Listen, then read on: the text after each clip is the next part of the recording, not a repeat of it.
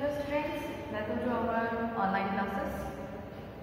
So previously we have already studied about William Jones, his strategies related to the Orientalist, what was his thought. In Anglicist we have studied about Lord Macaulay. What was his thought? His thought was a single shelf of good European literature was worth the whole native literature of India and Arabia. That was his thought, and he had set out for the following objectives. What was the objectives of Lord Macaulay? That is, first one, he wanted a class of people who would work or subordinate position and help the British in administration.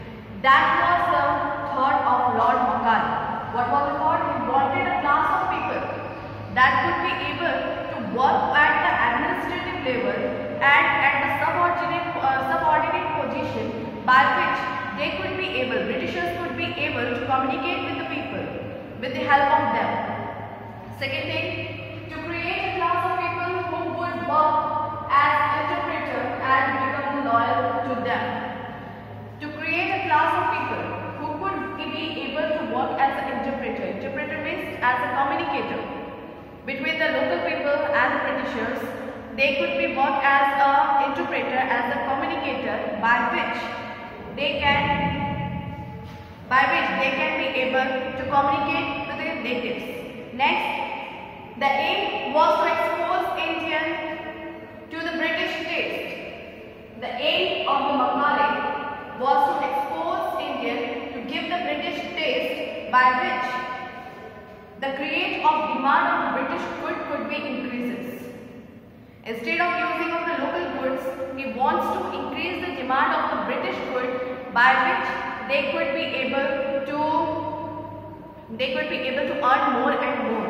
Next, while the aim of this content of education was being debated, the standard of education continued to remain poor.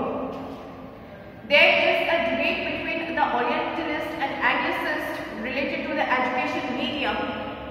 Whatever was going on at that time, the education system was poor between the people of the India.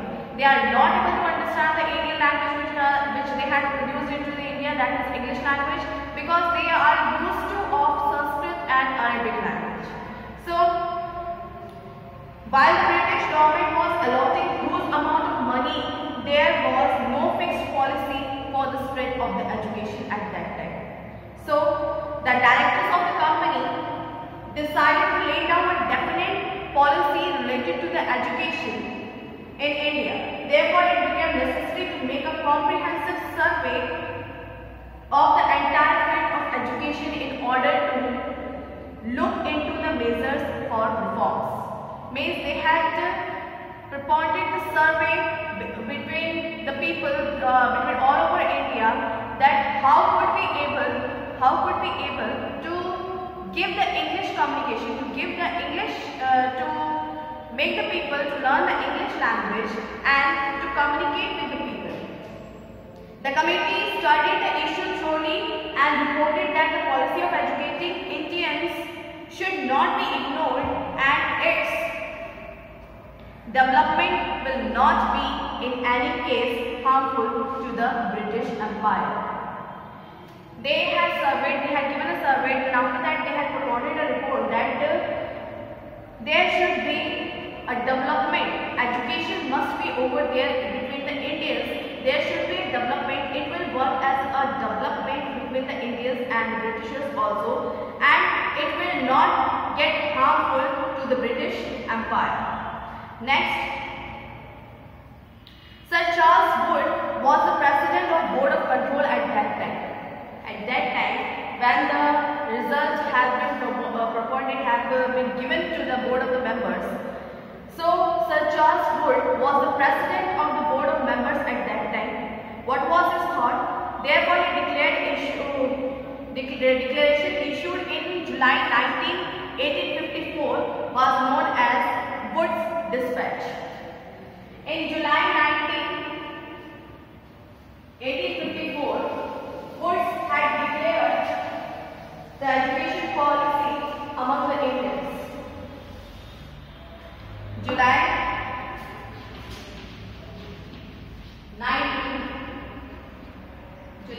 1859, 1854.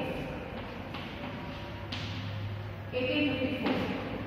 Wood had declared the education system among the people, that is known as, it was known as Wood's Dispatch.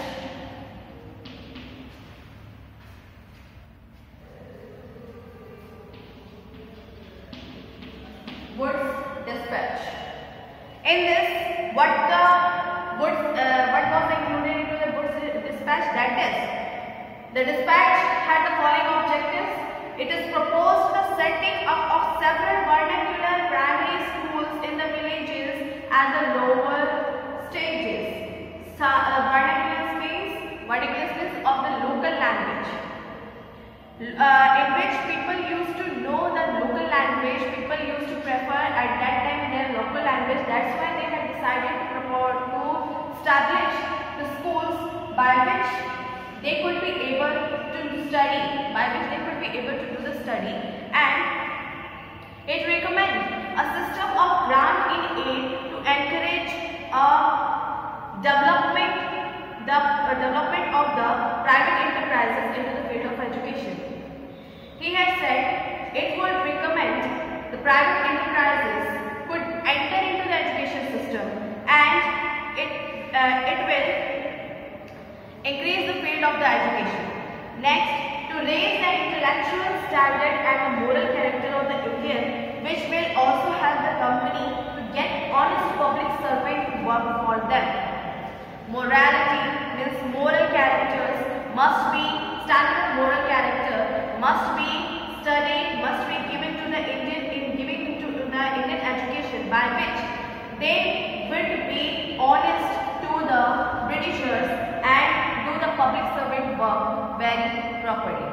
Next, to develop practical and vocational skill of the Indian people so that more and more articles could be produced, and also to create good market for consumption of these goods. European learning will change their taste and desire, and demand will be created by the British good. Same thing, the Macaulay has said that English education will increase the taste, there will be different taste of the Indians, and they will encourage, they will get to know about the British culture, and also the demand of the British goods must be increased by knowing the English things. European knowledge was the motto of Wood's Dispatch. He recommended that for higher education, English should be the main medium of instruction. He had said that for the higher education, English must be the medium of instruction. Next is impact of Wood Dispatch. What was the impact of Wood Dispatch at that time? Department of Education was set up by the government. The head of the department would be called as the director, and he was to be assisted by a number of inspectors. The Wood Dispatch recommended the establishment of teaching training schools in each of the provinces. Wood Dispatch recommended the establishment of the teachers training school. Next, universities were established in Calcutta, Madras and Bombay. The university were to organize department not only of English but also the Arabic, Sanskrit and Persian, as well as law and civil engineering. All the things are included into that universities. Whatever the person wants to do the study, they can, he or she, not she, he can do the study at that time. Conquest of the Wood's recommendations. The sections were granted for a grant in aid system in the Indian education system.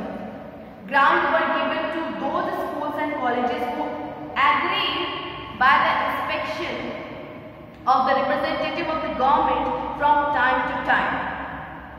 Only that will be granted the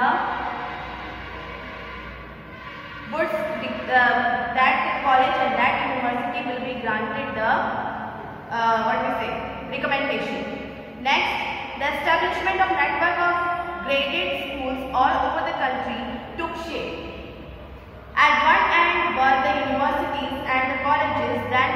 high schools, followed by the middle schools, and at the bottom of the network were the primary schools, both government and indigenous.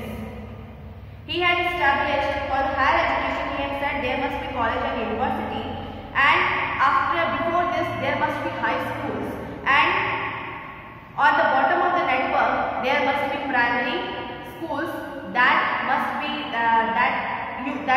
use both of the language, that is English and the indigenous. Next, the system of education did see a change following these efforts, but they were not sufficient and the education system remained weak and limited for certain areas. The major weakness were as follows. What was the weakness at that time? Department of Education were opened in the 5 provinces, but they could not promote the real interest of education. Only 5 provinces have the Department of Education, and they cannot promote the real interest of education at that time. The system of granting aid did not operate in a systematic manner, that is, there was always a paucity of funds and irregularity of their release and based attitude towards the privately managed school. Basically, government schools at that time was not working properly because there is irregularity in the release of the money which is granted to that schools and that universities. So the private education system was getting strong at that time. The 3 universities were modeled on the London University. So the person who want to get more and more education, he have to go to the London and get the degree related to that. It neglects general education at the lowest level. Only the privileged classes receive the education. Means higher classes or the privileged classes at that time would be able to get the rich classes would be able to get the privilege of the education, and the poor were remained neglected. Local schools or Pathshala were not working properly due to this dispatch. English medium, people educated in the English medium who could later be given government post. The education policy thus succeeded in only producing a class of clerks and accountants at that time. Next, the view of Indian visionaries. Mahatma Gandhi, who was the leader of the national movement against the colonial rule, felt that colonial education created a sense of inferiority in the mind of the Indians. Means there is an inferiority complex between the mind of the Indians as they want to get the education into the English language. He stated that the Western education made them feel as if the West was superior to us Indians on all accounts. Obviously, Mahatma Gandhi was saying that they were making a difference between the Indians and the Western education, that the Western people were more educated and more capable to do the work instead of that of the Indians. That makes the inferiority complex between the Indians. Next, he wished that the Indian language should be the principal language of teaching, as he visualized that this could be the best bond between them and their roots. He also had said that the Indian language must be the priority because that will be able to maintain the roots of the Indian. He emphasized upon realistic education and not just academic education limited to the books. Means realistic education or practical knowledge must be given to the students by which they could be able to compete the modern world instead of limited into the books. He professed the dignity of labor and thought that education can be best acquired through practical work, through learning the various crafts and operating various things. This was the thought which was given by the Mahatma Gandhi. According to Rabindranath Tagore was one of the prominent literary figure of the time. He established an institution called Shanti Niketan, a board of peace in 1901. It was set up at a place about 100 km away from that of the Calcutta, amongst the nature. He had said that education between the nature, which is the best way to learn each and everything. He visualized that the education should be combination of elements of the Western world along with the Indian culture, Indian traditions. He thus felt that it was important and impart scientific library and cultural education in a balanced way to the student in India. Means they were saying that the Western education is necessary, but Indian culture, Indian tradition must also be included into that, by which both of the things, Western education along with the Indian education, make a balance, will be balanced among the Indians. Next,